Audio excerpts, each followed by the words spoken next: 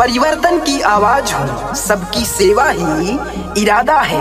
परिवर्तन की आवाज हूँ, सबकी सेवा ही इरादा है। हर समस्याओं से लड़ जाऊंगा, हर समस्याओं से लड़ जाऊंगा।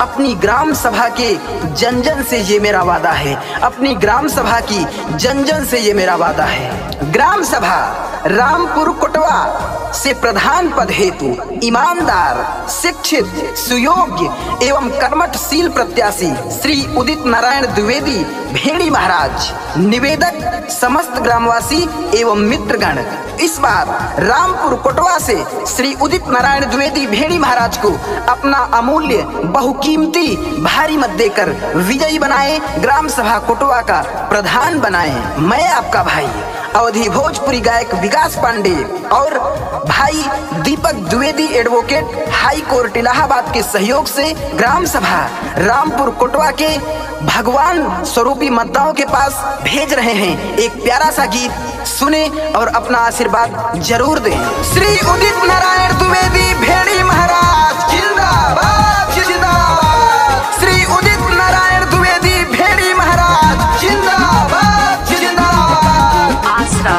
म्यूजिक। हाथ जोड़ वोट मांगी दे दी हाय काकी दादी, हाथ जोड़ वोट मांगी दे दी हाय काकी दादी। कि अब तैयार गैल सोनार समाइया, दिही आशीर्वाद भाइया। कि अब तैयार गैल सोनार समाइया, दिही आशीर्वाद भाइया।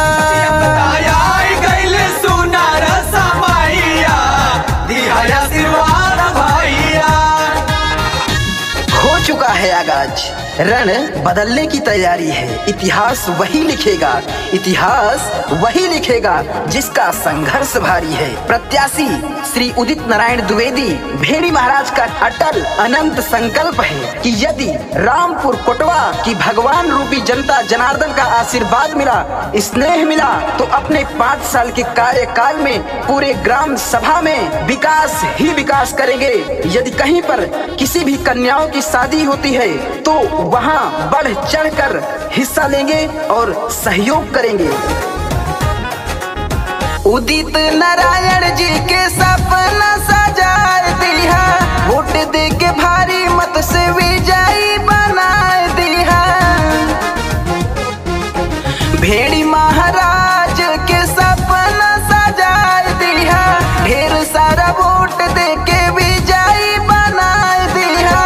कि घरे घरे आके पड़ा तानी पाइया, दिही आशीर्वाद भाइया।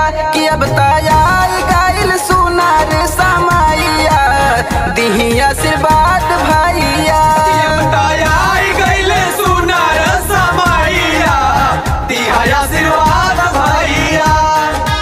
प्रत्याशी श्री उदित नारायण द्विवेदी जी भेड़ी महाराज का कहना है कि रामपुर कोटवा पहली ऐसी ग्राम सभा होगी जहां पर 5 साल में सरकारी योजनाओं की भरमार रहेगी। सरकार के यहां से प्रधान के अंडर में आने वाली किसी भी सरकारी योजनाओं से ग्राम सभा रामपुर कोटवा का कोई भी घर अछूता नहीं रहेगा। घर घर तक सरकारी योजनाओं को खींच कर लाने का काम करेंगे प्रत्याशी श्री उदित नारायण द्विवेदी भेड़ी महाराज जी।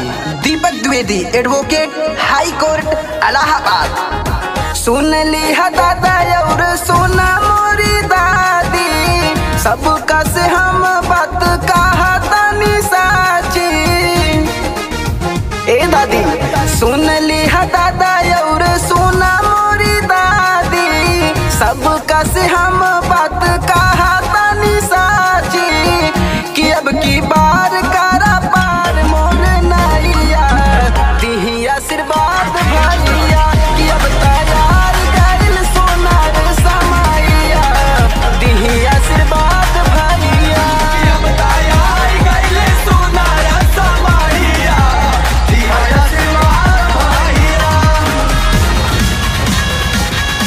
जाति धर्म का भेद नहीं, जाति धर्म का भेद नहीं, मानवता धर्म हमारा है।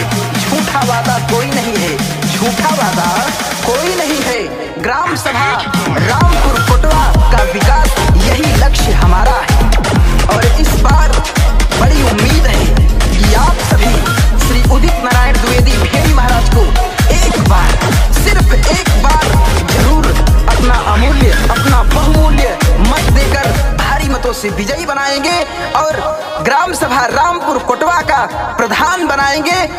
संविधान बनाकर ग्राम सभा रामपुर कोटवा का विकास कराएंगे, विकास ही विकास कराएंगे।